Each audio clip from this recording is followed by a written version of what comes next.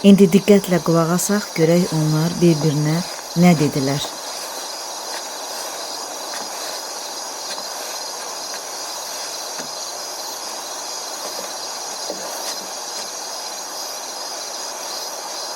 Penny for your thoughts.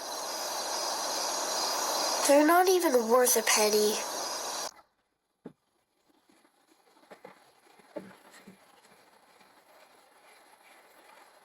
Penny for your thoughts.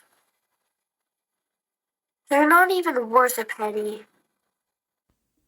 Əgər deyilənləri anlamadınızsa və mənasını başa düşmürsünüzsə, onda diqqətlə qulaq asın. Penny for your thoughts nə deməkdir? Nə düşünürsən? Fikrində nə var mənasını ifadə edir. Yəni kimsə əgər sakit durub dərin fikrə gedirsə, qarşıdakı insan onun nə düşündüyünü bilmək istəyəndə bu ifadədən istifadə edir. A penny for your thoughts.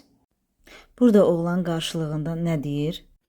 Deyir ki, they're not even worth a penny. Penny Amerikada ən kiçik pul vahidi. Belə deyək bizim dildə qəpik quruş. Deyir ki, onlar, yəni mənim düşüncələrim heç qəpik quruşa da dəymirlər. Yəni çox dəyərsizdir və mənasızdır demək istəyir.